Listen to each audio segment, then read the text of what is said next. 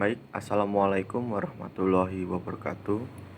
Tabik pun, di sini saya Avendra Ditya Erlangga, MPM 1811100106, prodi PGMI, dan di sini saya izin menjawab pertanyaan matematika yaitu UTS.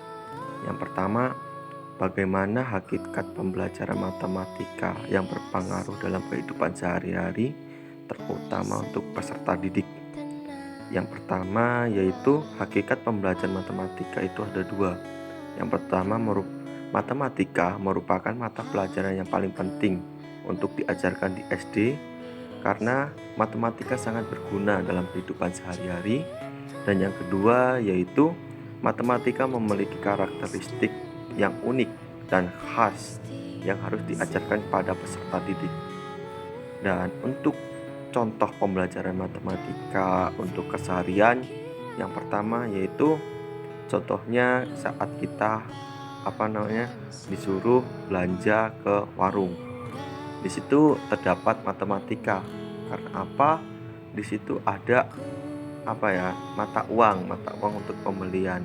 Misal nih, kita membeli permen 2.000 saja dan uangnya 5.000, maka matematika yang ada di situ yaitu pengurangan, yaitu 5.000 dikurang 2.000 dan hasilnya 3.000. Itu adalah contoh keseharian matematika. Dan selanjutnya yaitu soal kedua. Model pembelajaran PBL merupakan konsep pembelajaran yang dapat digunakan dalam merangsang siswa untuk dapat berpikir tingkat tinggi, dan jelaskan dari penjelasan tersebut bagaimana langkah Anda sebagai seorang guru dalam melakukan langkah-langkah pembelajaran tersebut agar tujuan dalam merangsang berpikir tingkat tinggi dapat terwujud. Dijawab dengan melibatkan suatu kasus nyata. Dan di sini PBL adalah mode pembelajaran yang dicirikan adanya permasalahan nyata sebagai kompleks untuk para peserta didik belajar berpikir kritis. Dan di dalam langkah-langkahnya tersebut terdapat beberapa. Yang pertama yaitu adalah proses orientasi peserta didik pada masalah. Pada tahap ini, guru menjelaskan tujuan pembelajaran, menjelaskan logistik yang diperlukan, memotivasi peserta didik untuk terlibat dalam aktivitas pemecahan masalah dan mengajukan permasalahan. Dan yang kedua yaitu mengorientasikan peserta didik. Pada tahap ini, guru membagikan peserta didik dalam beberapa kelompok untuk membantu peserta didik mendefinisikan dan mengorganisasikan tugas pembelajaran yang berhubungan dengan masalah. Dan yang selanjutnya, yang ketiga yaitu membimbing peserta didik maupun individu maupun kelompok. Pada tahap ini, guru mendorong peserta didik untuk mengumpulkan informasi yang dibutuhkan, melaksanakan eksperimen dalam penyidikan untuk mendapatkan penjelasan dan pemecahan masalah. Dan selanjutnya yang keempat yaitu mengembangkan dan menyajikan hasil. Pada tahap ini, guru membantu peserta didik dalam merencanakan dan menyiapkan laporan, dokumentasi atau modal, dan membantu mereka membagi tugas dengan sesama temannya. Dan selanjutnya yang kelima yaitu menganalisis dan mengevaluasi proses dan hasil pemecahan masalah. Pada tahap ini, guru membantu peserta didik untuk melakukan referensi atau evaluasi terhadap proses hasil penyelidik yang merupakan salah satu contoh. Sebagai contohnya yaitu guru memberikan tugas kepada siswa melihat benda yang ada di sekelilingnya. Contohnya yaitu Misal guru itu masuk ke dalam kelas dan guru membawa beberapa buah, dan kemudian buah itu nanti untuk kelas rendah ya. Jadi buah itu nanti kita ambil 2. Jadi di situ terdapat pengurangan maupun bisa ditambah 3. Jadi 5 ditambah 3 yaitu sama dengan 8. Di situ di buah tersebut, buah itu hanya sebagai media, dan untuk pemecahan dan eksperimen tersebut nanti eksperimennya yaitu ditambahkan atau dikurang, sehingga siswa untuk kelas rendah itu berpikiran kritis, sehingga dia melakukan kegiatan itu sesuai apa yang ada tanpa dibuat-buat, dan nilai matematikanya tersebut ada, dan nilai pembelajarannya juga ada. Soal ketiga, buatlah suatu konsep pembelajaran yang mengkaitkan dengan PMRI, terutama di kelas rendah. Bisa dijelaskan secara lisan. Nah, yang pertama yaitu penjelasan dari PMRI tersendiri, yaitu PMRI adalah pembelajaran matematika realistik Indonesia.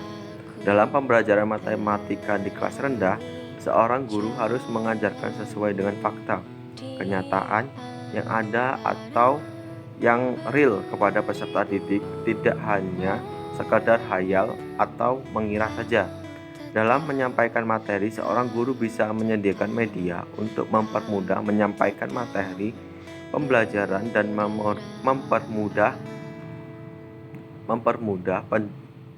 mempermudah peserta didik untuk memahami materi yang disampaikan oleh guru. Misalnya tentang penjumlahan maupun pengurangan. Kita sebagai guru bisa menggunakan media video animasi tentang penjumlahan ataupun pengurangan untuk menggunakan benda ataupun barang yang ada di sekitar kita, yang bisa kita gunakan sebagai media pembelajaran penjumlahan. Di sini sifat PMRI hampir sama dengan yang kedua tadi, PBL. Kalau PBL itu berpikiran kritis dan siswa itu menunjukkan inisiatif, dan sedangkan untuk di PMRI yaitu siswa diwajibkan untuk tidak menghayal tapi nyata.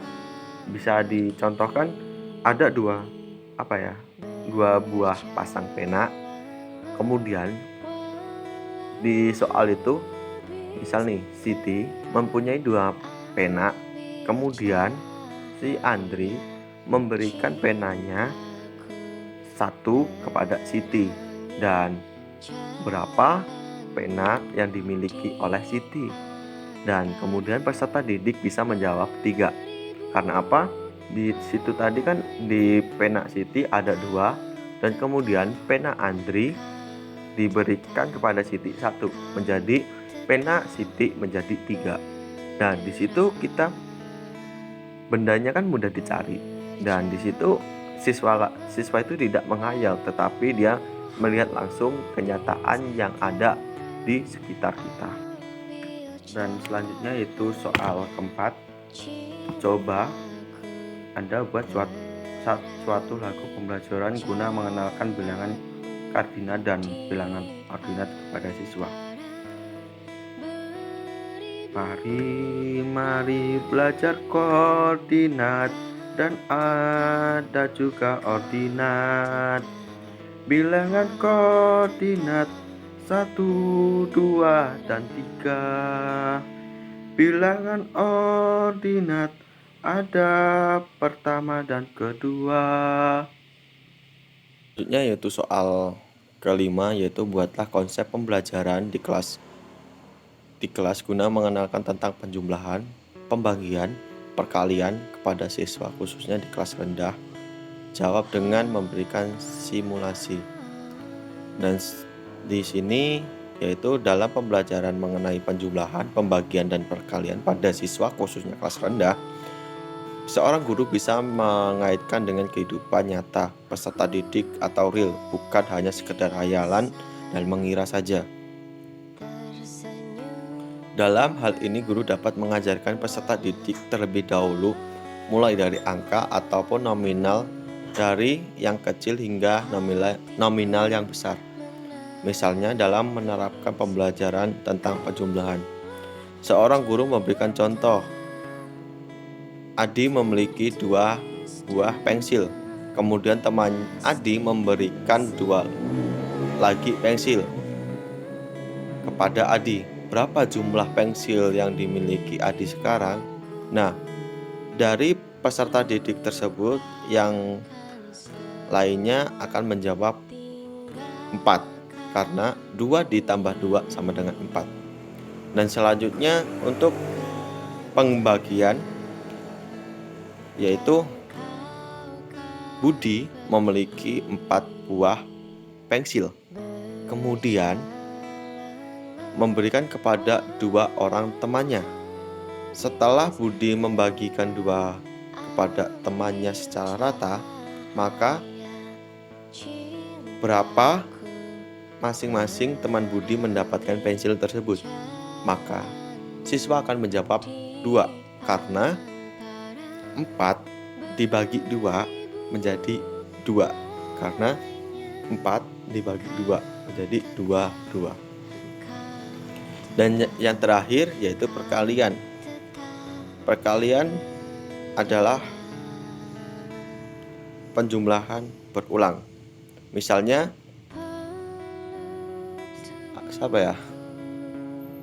Alek diberikan pena oleh ayahnya sebanyak 3. Kemudian dikembalikan kembali 3 juga oleh ibunya. Jadi berapakah jumlah pena yang dimiliki Alek? Peserta didik akan menjawab 6. Karena apa? 3 yang diberikan oleh ibunya dan 3 yang diberikan oleh ayahnya. Jadi 3 dikali 2 sama dengan 6. Baik, itu tadi jawaban dari saya. Jika ada kesalahan saya mohon maaf. Saya akhiri. Wassalamualaikum warahmatullahi wabarakatuh. Tabib pun.